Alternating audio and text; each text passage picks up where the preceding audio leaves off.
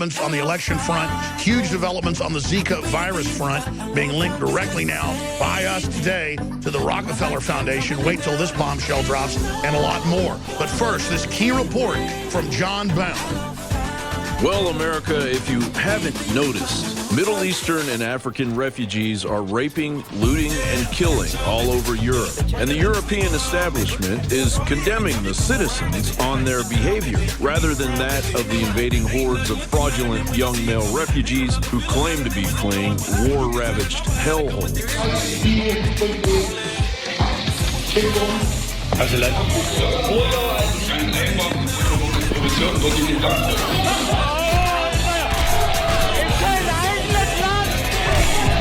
For years now, those refugees have been coming to America, but it hasn't been large cities like Washington, D.C. and San Francisco due to their high cost of living. It's smaller American cities that are being targeted to become refugee sanctuary cities, exactly as tiny European towns had been targeted. Rather than integrate all of the refugees into large cities where aid facilities are better funded and menial jobs may be more plentiful, the Obama administration has been directing pockets of the refugees into smaller to medium-sized American cities that are already struggling to survive.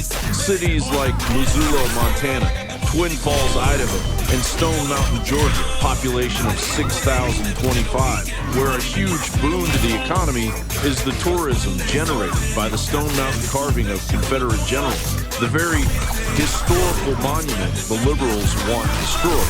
It was revealed around this time last year by political analyst Susan Payne, who had inadvertently been allowed to attend an Obama White House conference call on the Syrian refugee strategy.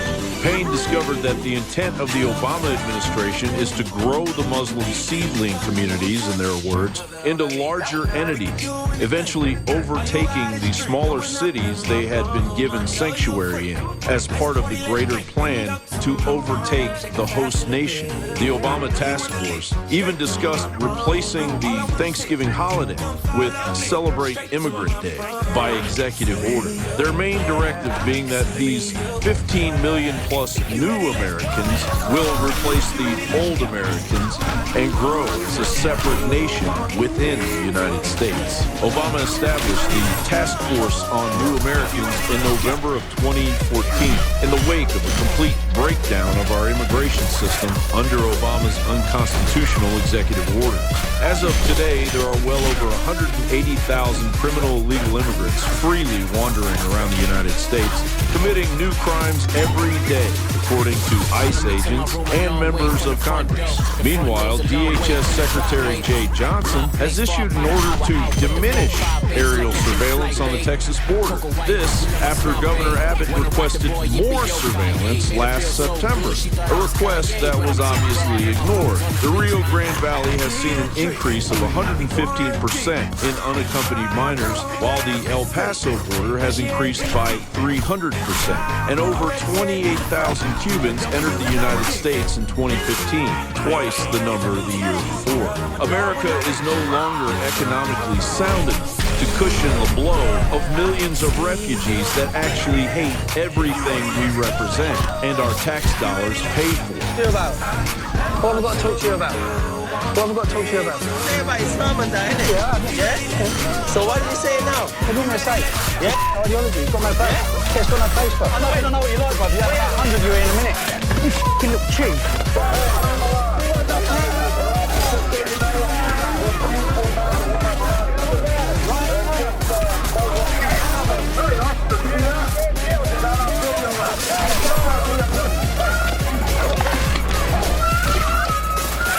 The middle class is aggressively shrinking. We've lost millions of jobs due to international trade deals. Cities are going bankrupt, and the national debt is at a record $19 trillion.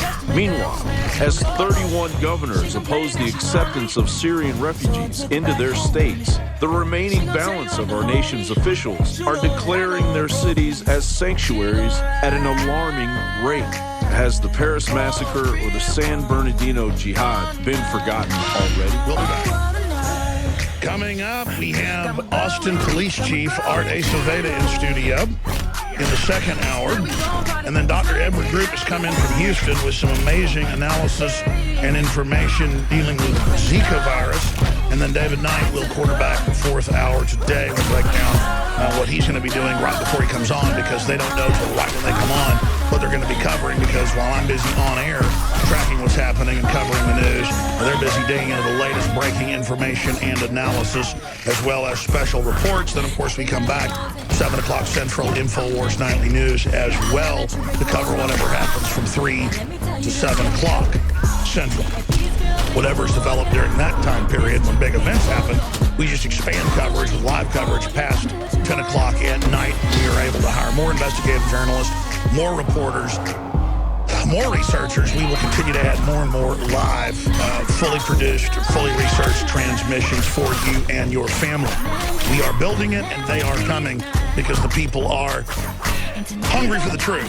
Now, I've talked a lot about this, but we've gone back into the archives with the Jakari Jackson report from last year, actually a year and a half ago, and Bill and Melinda Gates' statements and their own patents and their own research, as well as the Rockefeller Foundation. And they're going to be putting together a very clear picture, confirming what Dr. Francis Boyle said here last Friday. In fact, we should probably just get the intro of his interview last Friday, where he talks about Zika for about 5 minutes, where he discusses top biological weapons experts that he's in consultation with. And, of course, he wrote the U.S. and UN Biological Weapons Treaty that was ratified back in the 90s. So that gives you an idea of the level of his gravitas. And he said, unquestionably, it is a bioweapon, and it's being race-specifically delivered. That means it's not race-specific, that it only attacks certain races of humans, certain variants of humans, certain, I think, breeds of humans is better. We're all one race. Different varieties of humans, as race-specific does. But what it does is, it basically is being deployed into areas in Latin America, but now spreading all the way into Texas, and is being sexually transmitted and causes horrific birth defects. But there's a whole host of other pathogens in the vaccines and other areas that also cause the same birth defects, the same syndromes.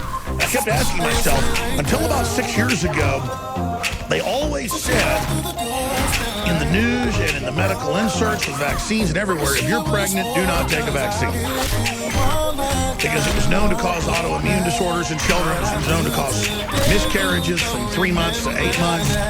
It was known to cause all sorts of serious rejection problems, you name it. And for the same type of disorders that Zika has been documented to cause. And so you look at the numbers that investigative journalist John Rappaport's gone over. We have a lot more of these developments of deformities, children's heads being much smaller here in the United States and Europe. The microencephaly, than you see actually in places like Brazil and other areas where Zika is spreading to hundreds of thousands.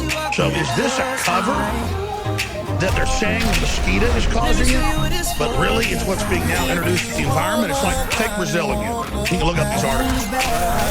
Brazil had one of the lowest rates of breast cancer in the world until they adopted glyphosate, Roundup, and other weed killers in the same family in the last 20 years or so. And now their numbers are skyrocketing. Europe had low breast cancer levels, so they brought in glyphosates, which we know grow the exact type of tumors that are most common in women's breasts. It grows them. In fact, it is hormone-dependent cancer. Is a whole family of them. So it's a weed killer, but it's a cancer grower in mammal tissue. That's why you see such an explosion in prostate cancer in men. I mean, this is well-established, well-known, well-developed research and facts. So we're dealing with all of this, and we're trying to suss out exactly what's going on. Because a lot of times, like with HIV, it'll be the cover for what's really killing people, a whole other different group of viruses. I was told that back in the 1980s by my father, who pulled out medical literature and showed it to me. And then I asked him, I said, Dad, I ought to make him get in here and do an interview sometime. I asked him, how do you know that? And he said, well, I've been told that by high-level people in the Dallas medical community. And then I could extrapolate many years later when my dad told me, oh, well, yeah, you know, at Baylor, where he was a professor of dental sciences, that he would be one of the guys that treated the high-level CIA people and folks, because they would come in with guys in the room when they would sedate them to, you know, do root canals and the rest of it. That's how paranoid the government was back at that time. My dad still won't tell me about a lot of it because, you know, he wasn't really involved in a bunch of classified stuff, but he was involved and around those whole groups of people. And he told me so much of the stuff he warned me about came directly from those type of folks, like, son, you're 15 to get your hardship license. Do not fill out the organ donor card when they ask you if you want to give your organs. And I said, why, Dad?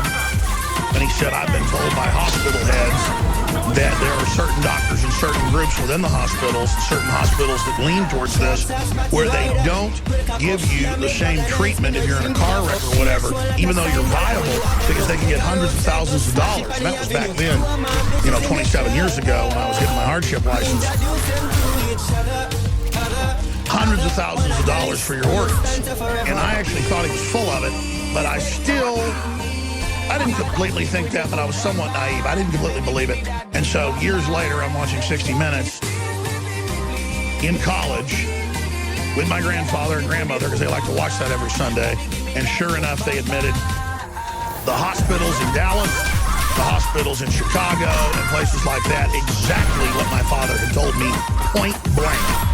But I'm digressing, because we don't need to, you know, go back to anecdotal stories from 27 years ago.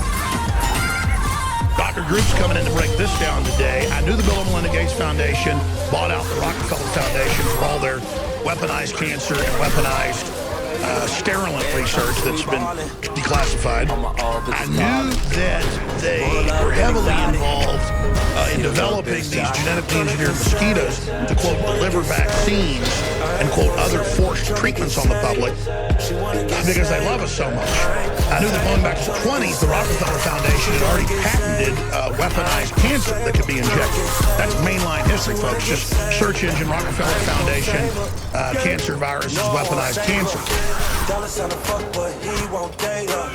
But then, when you actually read deeper, this is what Group brought in this morning and pointed out. And sure enough, I'd even noticed an article on CNN that we just showed saying, look where Zika came from. First they were claiming that it came from somewhere in South America. Now they go, oh, Zika's birthplace is Uganda. Just like Ebola and everything else, where they have these big globalist and UN research labs where they've been caught testing on people forever. And, of course, you've got Bill Gates releasing mosquitoes inside crowds of people and making jokes and saying, we've got to save the earth and bring one of these numbers down to zero. And the one number, of course, that he brings to zero is humanity. And the TED TV crowd laughs. We're going to bring all those clips back up today and play them in the third hour. It's going to be very, very important. But guess what Dr. Group found from atc.org, and this is a database of the federal government and private organizations as well. Zika virus, ATCC VR84, the depositor and patenter and owner of it is the Rockefeller Foundation, 1947. Yeah. How do you think this virus gets over from Africa magically, and then it gets souped up like Dr. Boyle, the biologist, the political scientist, the Harvard lawyer, it's quite a pedigree, the author of the Biological Weapons Treaty that was ratified, saying everything points towards it being weaponized Zika. Absolutely, because Zika wasn't wreaking havoc in Africa. Now Zika just magically is showing up and causing all these massive birth defects, so they tell you, you better not have kids until 2018. Now we're going to spray billions of dollars of chemicals all over your jungles and forests. Now we're going to have all these testing labs and screening processes to make sure you don't have Zika. If you get bitten by Zika and you're a woman and you're pregnant, you have a chance of having a problem. If you're a man, you just get a light fever. But the point is, you know it's coming, and sure enough, I search engined it last night. They're Rush developing a Zika vaccine. Oh, and I'm sure there'll be some side effects that, let me just guess, are going to affect fertility like they always do, but that's okay. We get scared of Zika, we better go out and do that, and we already have our new Texas cases of Zika popping up. But here it is, Zika virus, ATCC, registered, VR-84, trademark. And the trademark, of course, is held, and the patent is by Rockefeller Foundation. Source, blood from experimental forest sentinel rhesus monkeys, Uganda, 1947. References, Dick GW, Trans-R, Sock, Trop, Med, Hygiene, 46-509, 1952. And now, right on time. Best friend next room, add to the wall. 'Cause I'm that nigga. I'm on the boss down, baby. She gon' throw it up, she gon' break it down. Shorty got her own, but she can't find a nigga like me. Baby, I'm the man.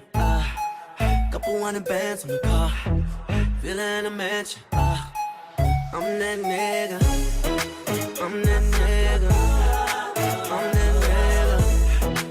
With my niggas. Bring more bitches. Coming through. Commas. That's what we been going through. Commas. Feeling like what you going through? That's how we do. Too deep in the club, that's how we move.